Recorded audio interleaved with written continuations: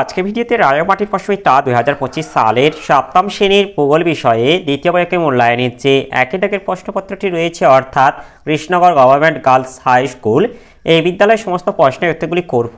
তার আগে আমরা 2025 সালের নতুন নিয়ম অর্থাৎ সপ্তম শ্রেণীর সমস্ত ছাত্রছাত্রীদের সার্বিক প্রগতি নিদর্শনপত্র বা এইচপিসি, এই নিয়মে দ্বিতীয় পরীক্ষায় মূল্যায়নের নতুন নাম্বার বিভাজন করা হয়েছে, যেখানে দ্বিতীয় পরীক্ষায় মূল্যায়ন 25 নাম্বার থেকে 50 নাম্বারের করা হয়েছে।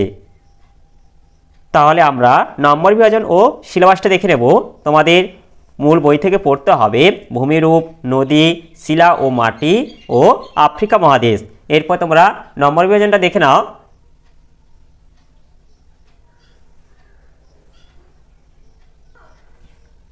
প্রশ্নপত্র সমাধান করার আগে বলে দিই, তোমরা কেউ যদি আমার চ্যানেলে নতুন হয়ে থাকো তাহলে চ্যানেলটা অবশ্যই সাবস্ক্রাইব করে নেবে এবং আমার ভিডিওগুলি যদি তোমাদের ভালো লেগে থাকে ভিডিওগুলিকে অবশ্যই লাইক, কমেন্ট ও শেয়ার করে দেবে।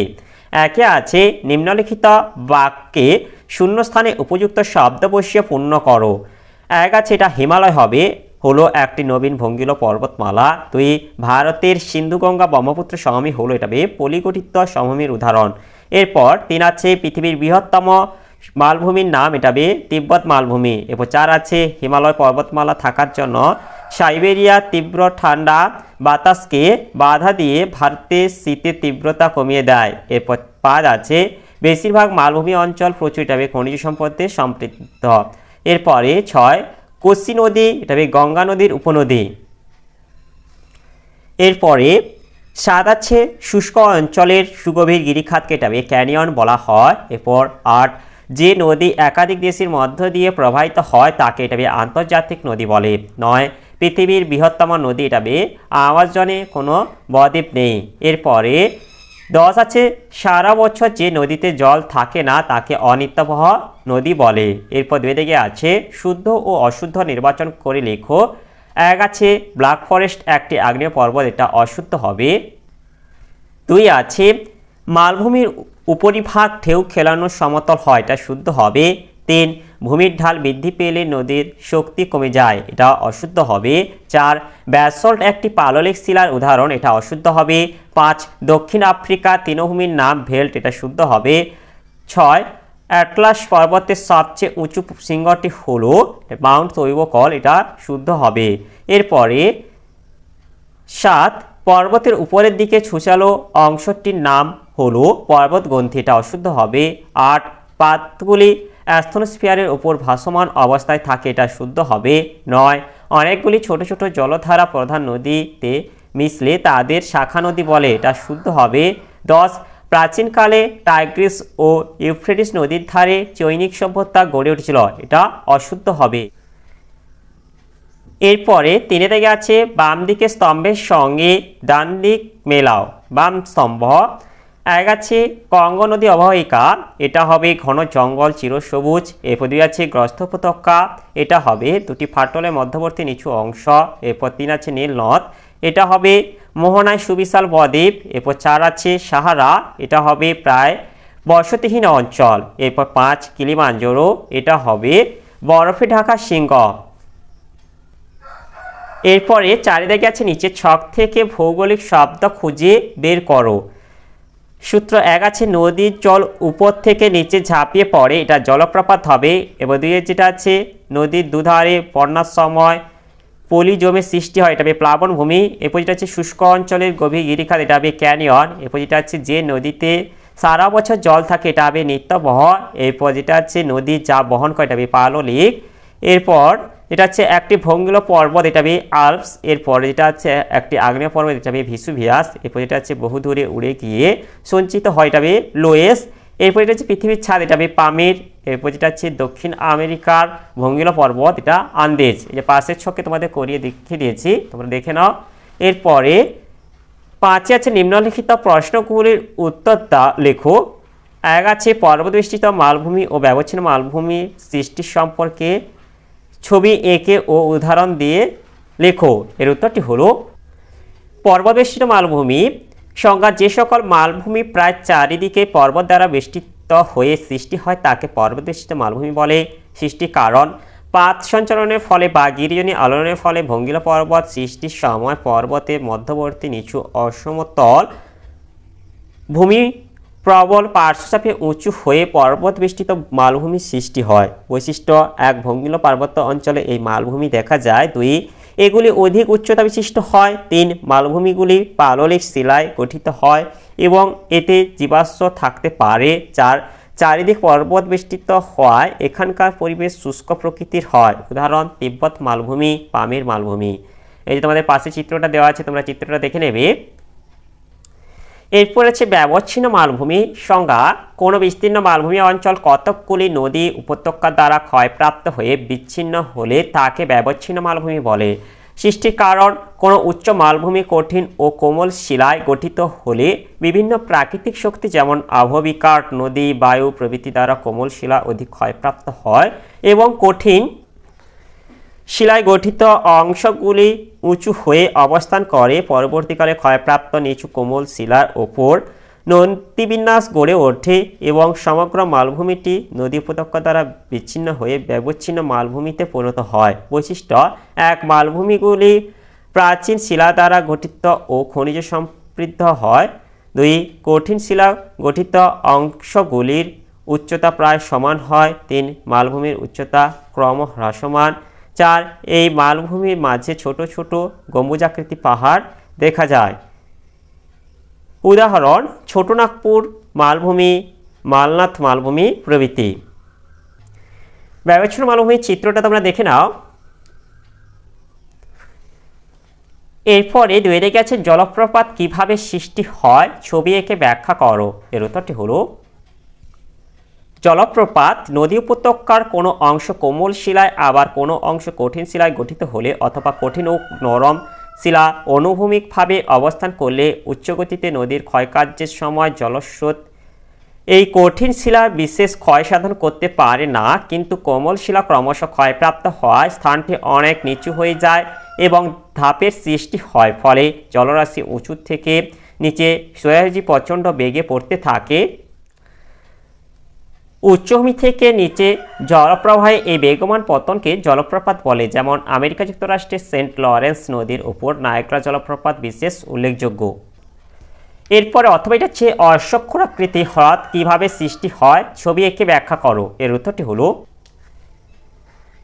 সমভূমি অঞ্চলে কোনো কোনো নদীতে অসংখ্য বাঁক দেখা যায়। নদীর এই বাঁক ক্রমশ আয়তনে বৃদ্ধি পায় এবং একসময় বাঁকের মধ্যবর্তী স্থান সংকীর্ণ হয়ে পরস্পর কাছে এসে ক্ষয় পেয়ে দুটি বাঁক মিলিত হয় এবং নদী সোজা পথে চলতে থাকে। ফলে ফেলে রাখা নদী বাঁকটিতে জল জমে হ্রদের সৃষ্টি হয়।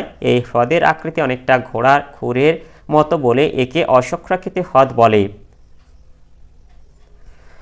উদাহরণ যেটা হচ্ছে মুর্শিদাবাদ জেলায় গঙ্গা নদীর দুপাশে এ ধরনের হ্রদ দেখতে পাওয়া যায়। আর এর পাশে চিত্রটাকে দেওয়া আছে, তোমরা দেখে নাও। এরপরে 3 আছে আমাদের জীবনে নদীর প্রভাব কতখানি সংক্ষেপে আলোচনা করো। এর উত্তরটি হলো: জনজীবনে নদীর প্রভাব অপরিসীম। নদী যে কোনো সভ্যতার সৃষ্টিতে অগ্রণী ভূমিকা পালন করে থাকে। যেমন প্রাচীনকালে নীল নদের তীরে মিশরীয় সভ্যতা, সিন্ধু নদের তীরে সিন্ধু সভ্যতা এবং বর্তমানে Ganga, Padma, Brahmaputra, Yangtze Kiang, Hwang Ho, Thames প্রভৃতি নদীকে কেন্দ্র করে সভ্যতা বিকাশ ঘটেছে। মানব জীবনে নদীর প্রভাবগুলি হলো: এক, বসতি গঠন। নদীর সঞ্চয় কার্যের ফলে গঠিত বদ্বীপ বা সমভূমি অঞ্চলে পৃথিবীর অধিকাংশ মানুষের বসতি স্থাপিত হয়েছে এবং নদী তীরবর্তী অঞ্চলে বিখ্যাত শহর গড়ে উঠেছে, যেমন কলকাতা, বারাণসী, এলাহাবাদ প্রভৃতি। 2, জলের যোগান। পানীয় জল থেকে কৃষিকাজ বা শিল্পের প্রয়োজনীয় জল সরবরাহ সবই নদী দ্বারা হয়ে থাকে। তাই নদী তীরবর্তী অঞ্চলগুলি কৃষি ও শিল্পে উন্নত ও ঘনবসতি যুক্ত। এরপর আছে কৃষিকাজ। নদীর নবীন পলিমাটি সমৃদ্ধ প্লাবনভূমি কৃষিকাজের পক্ষে আদর্শ। যেমন ভারতের গাঙ্গেয় সমভূমি অঞ্চলে কৃষিকাজ উন্নতি লাভ করেছে, আবার মরুপ্রায় মিশরের নীলনদের পলিসমৃদ্ধ অঞ্চলও কৃষিকাজে উন্নত। এরপর আছে মৎস্য চাষ। নদীর মৎস্য শিকারকে কেন্দ্র করে নদীর মোহনা সংলগ্ন অঞ্চলে মানুষ মৎস্য শিকার ও মৎস্য চাষ করে জীবিকা নির্বাহ করে থাকেন। এরপর আছে জলবিদ্যুৎ উৎপাদন। মূলত পার্বত্য ও মালভূমি অঞ্চলে খরস্রোতা নদীগুলি থেকে টারবাইন ঘুরিয়ে জলবিদ্যুৎ উৎপাদন করা যায়। বর্তমানে পরিবেশ বান্ধব এই বিদ্যুৎ শক্তির ব্যবহার ও চাহিদা বৃদ্ধি পাচ্ছে। এরপর আছে বন্দর গঠন। নদীর মোহনায় প্রধান নদী বন্দর এবং অন্যান্য স্থানে স্থানীয় নদী বন্দর গড়ে উঠলে দেশের ব্যবসা বাণিজ্য উন্নতি লাভ করে। এরপরে অথবাটা আছে শিলা থেকে কিভাবে মাটি তৈরি হয় লেখো। এর উত্তরটি হলো শিলা থেকে মৃত্তিকা সৃষ্টি হওয়ার প্রক্রিয়াকে বলা হয় পেডোজেনেসিস। এটি কয়েকটি পর্যায়ক্রমিক পদ্ধতিতে সৃষ্টি হয় যা নিম্নে বর্ণনা করা হলো। এক হচ্ছে আবহবিকার। এই পদ্ধতিতে বিভিন্ন প্রাকৃতিক শক্তি যেমন নদী, বায়ু, বৃষ্টিপাত, সমুদ্র তরঙ্গ প্রভৃতি দ্বারা বহুদিন ধরে আদিশিলা ক্ষয়প্রাপ্ত হয়ে চূর্ণ বিচূর্ণ হয়। এরপর যেটা হচ্ছে সংযোজন। এরপর সেই চূর্ণ বিচূর্ণ শিলার সঙ্গে বিভিন্ন জৈব পদার্থ যেমন ঝরে পড়া পাতা, মৃত ও পচনশীল উদ্ভিদ ও প্রাণী দেহ প্রভৃতি মিশ্রিত হয়। এরপর যেটা হচ্ছে অপসারিত।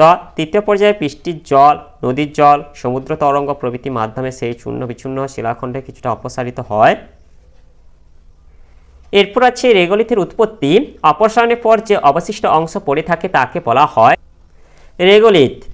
এই রেগোলিথই হলো মৃত্তিকার মূল উপাদান। এভাবে কালক্রমে বিভিন্ন ভৌত রাসায়নিক পরিবর্তনের মাধ্যমে এই রেগোলিথ ভূত্বকের ওপরে খনিজ ও জৈব পদার্থ সমৃদ্ধ পাতলা কোমল স্তররূপে বিকাশ লাভ করে যা মাটি নামে পরিচিত। এরপর 4 আছে নীল নদের গতিপথ বর্ণনা করো। অথবা এটা হচ্ছে আফ্রিকা মহাদেশ সম্পর্কে 3টি বিশেষ বৈশিষ্ট্য আলোচনা করো। এর উত্তরগুলি হলো নীল নদের গতিপথ। টাঙ্গানিকা হ্রদের নিকট বুরুন্ডি মালভূমি অঞ্চলে উৎপন্ন জলধারা কাগেরা নামে ভিক্টোরিয়া হ্রদে পড়েছে। পরে এই জলধারা কগওয়া হ্রদ অতিক্রম করে নীল নামে অ্যালবার্ট হ্রদে পড়েছে। অ্যালবার্ট হ্রদ অতিক্রম করে নদীটি বার এল জেবেল নামে প্রবাহিত হওয়ার সময় পশ্চিম দিক থেকে বার এল গজল এবং পূর্ব দিক থেকে সোবাট নদী মিলিত হয়েছে। এই মিলিত প্রবাহ হোয়াইট নীল নামে 840 কিমি পথ অতিক্রম করে খার্তুম শহরের কাছে ব্লু নীলের সঙ্গে মিলিত হয়েছে। এই ব্লু নীল ইথিওপিয়ার উচ্চভূমি টানা হ্রদ থেকে উৎপন্ন হয়েছে। খার্তুমের উত্তরে আটবারা নামক স্থানে আটবারা নদী নীল নদের সঙ্গে মিলিত হয়েছে। কায়রো শহরের কাছে নীলের জল 7টি ধারায় ভাগ হয়ে ভূমধ্যসাগরে পড়েছে। এর পরের প্রশ্নোত্তরটি হলো অর্থাৎ আফ্রিকা মহাদেশ সম্পর্কে 3টি বিশেষ বৈশিষ্ট্য আলোচনা করো। এক হচ্ছে প্রাচীন মালভূমি। এই মহাদেশের অধিকাংশই মালভূমি অঞ্চল অতি প্রাচীন শিলা গঠিত।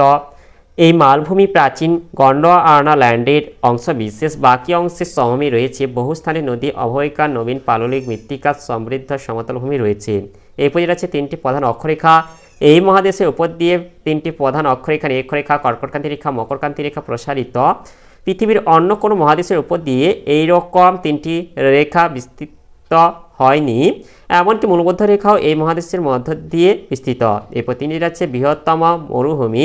এই মহাদেশের উত্তরাংশে পৃথিবীর বৃহত্তম মরুভূমি সাহারা অবস্থিত। এরপর 4 আছে দীর্ঘতম নদী। পৃথিবীর দীর্ঘতম নদী নীল এই মহাদেশে পূর্বাংশে বিস্তৃত। এছাড়া তোমরা বলে দিতে পারো যে বিস্তীর্ণ হ্রদ। এই মহাদেশে পৃথিবীর দ্বিতীয় বৃহত্তম স্বাদু জলের হ্রদ ভিক্টোরিয়া অবস্থিত।